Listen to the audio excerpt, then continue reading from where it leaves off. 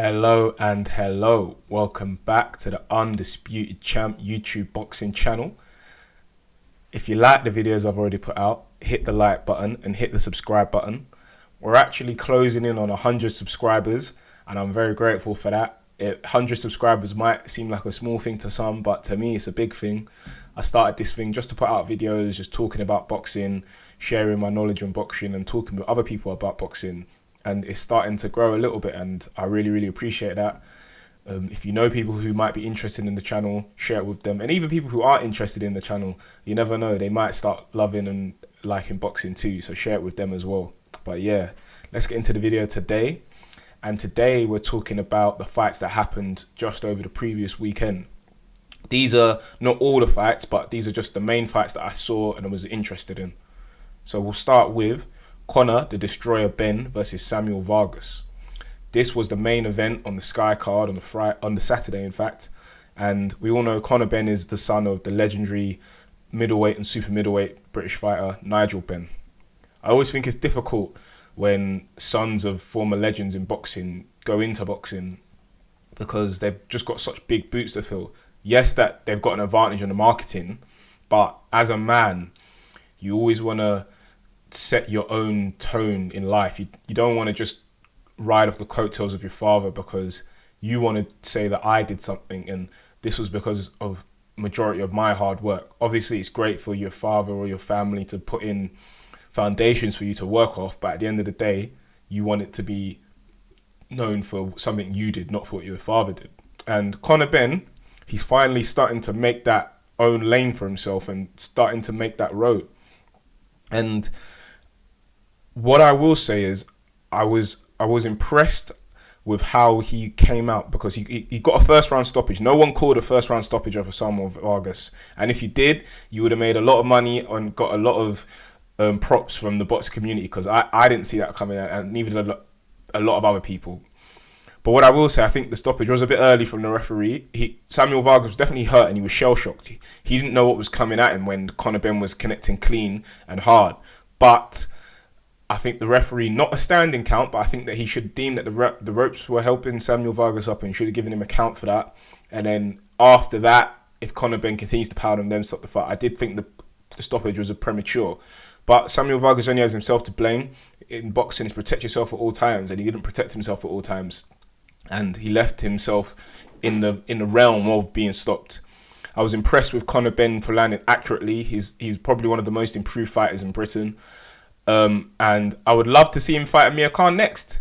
Khan, he looks like he's on his way out. I thought he was out of here, but apparently he's not. It looks like he's on his way out.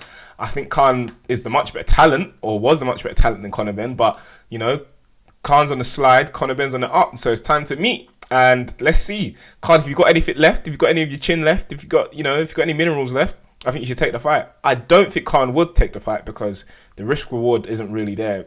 As much as Conor Benn can use his dad's name, I don't think he's a big enough name to entice Khan into a fight. But me as a greedy boxing fan, I'd love to see it.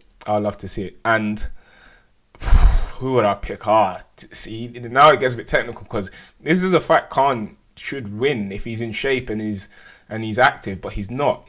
He recently did a reality show saying meet the Khans, and all I saw from that reality show is just how out of shape he is. I remember I was watching with one of my friends and he was like, yeah, Khan looks big, and I was like, this is what I'm saying. And if he can't get back into shape, hey, he's there for the taking, and Conor Benn can definitely win the fight. But on to the next fight that happened over the weekend. This was a PBC fight, and it was between Jaron Boots Ennis, and I'm going to call him Boots because that's his moniker, and I just love that moniker, Boots, versus Sergey Lipinets. This was a welterweight fight, and Boots is only 23 years old.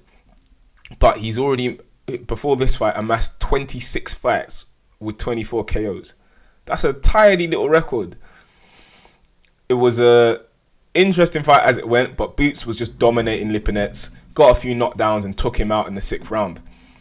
And I'm very excited to see what happens with Boots. Look, he's got a record of 27-0, 25 knockouts now after this fight. He's world level now. Lipinets was a former world champion at light welter. I didn't really rate him amazingly at the top level, but he's a good contender, and Boots knocked him out, got rid of him. So I want to see Boots get the opportunities now. I hope the top people at welterweight don't duck him, and I hope he gets the shot. Look, people, look out for Boots. Look out for Boots, because he's a serious contender at the weight, a very serious contender at the weight, and someone that people need to keep their eye on. If you don't know about him, get to know Jerome Boots Ennis. He's someone to definitely keep tabs on. And he seems like he's focused with boxing. He's young, he's focused, he's in shape. He hits hard, 25 knockouts out of 27 fights. He obviously hits very hard. So yeah, let's go. Boots. The next fight over the weekend that I was interested in was Joe Smith Jr. versus Maxim Vlasov. I hope I pronounced the Vlasov right. And this was a world title fight at light heavyweight. And yeah, Joe Smith has just he's a very interesting fighter to follow. He sort of came out of the club scene in America. And the club scene, for people who don't know, is like where in America they have really small, I guess it'd be kind of similar to the small hall scene in the UK. Small hall fights in really small arenas. And you fight sort of local guys or regional guys. And he managed to get through that scene and got on to the world scene, and obviously made a huge statement when he knocked out Bernard Hopkins, knocked him out of the ring, and ended Bernard Hopkins' career. Because Bernard said, that's enough. I'm too old, and these guys are hitting too hard.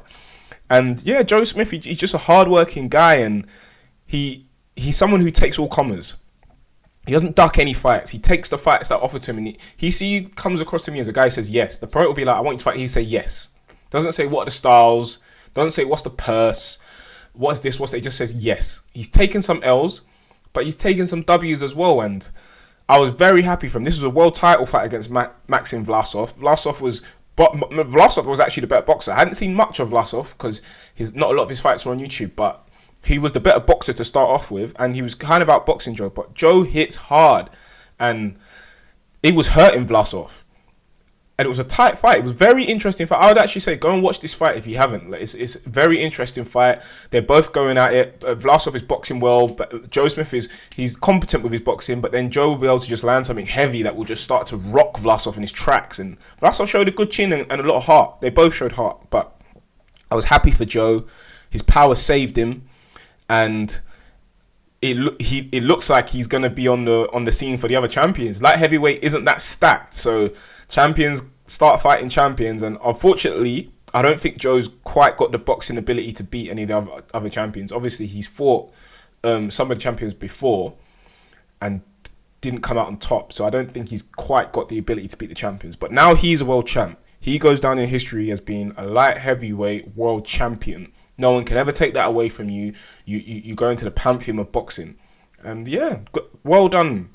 He's a hard-working guy. He worked his way up. He didn't say no to opportunities. He took them, and it's paying off. This is what boxers need to learn. It's not every day turn down opportunity. Sometimes take the risk. Sometimes just take the risk.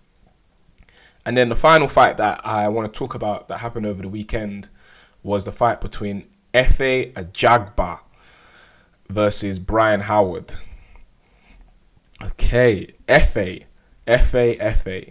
He scored one of the craziest knockouts that we'll probably see this year. It was a knockout of the year contender already. It sounded like a gunshot went off when he connected on Brian's chin, and Brian just knocked out straight, instant knockout, just collapsed. And I was like, wow.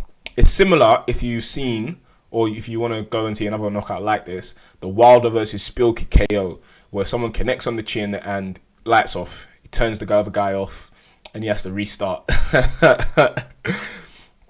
But yeah, Efe, he came through the Nigerian amateur system, and he went to the Olympics for Nigeria. He showed power back then in the amateurs. He was knocking guys out in the Olympics, knocking guys out in the amateurs, and moved over to America to turn pro.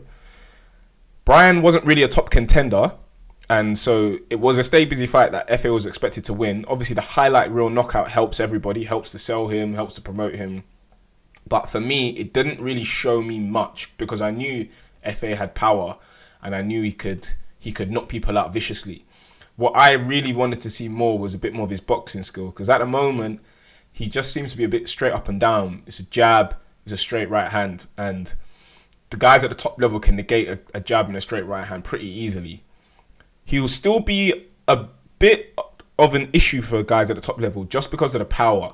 Like, you have to stay switched on when you fight Efe, because as we've seen, he can turn anybody off at this level. But I think I want to see more wrinkles to his game. As Mayweather says, and I've used this quote a couple of times, but it's just so pertinent and it's so fitting for boxing. He's straight up and down, no special effects. And if Efe wants to make it at the top level in this current world heavyweight scene, we need to see some special effects. Tyson Fury's got great movement for a guy of his size. Great head movement, great foot movement. And he's got a great use of a flicker jab. He's got different types of jab and can fight orthodox southpaw. AJ is very compact. He's got good movement as well. He throws combination punches, which is rarer at the heavyweights. He's got an uppercut. He's got a right hook. He's got a left hook. He's got a straight right hand. Variation of punches. Even Andy Ruiz for a heavyweight, really, really fast hands. Deontay Wilder is carrying a lot of power, but then as we've seen, power can't save you all the time, and that's where Deontay Wilder got found out. Dylan White got a great left hook. Dylan White has decent movement as well, with decent foot movement. Even though he can kind of cross his feet, but he can get around the ring. He's got good stamina, carries his power late. So you need wrinkles in your game in the heavyweight division. And Efe, I'm rooting for him. I want him to do well, but I need to see them wrinkles. At the moment, I haven't seen them, and I can't really say that he's going to go on to the top level and dominate until I do see them. But yeah, guys, thanks for listening. As I said, we're closing on 100 subscribers. Let's get that. Let's then push on. And yeah, man, just keep supporting the channel. I promise to be more active, and let's go, man. Let's go.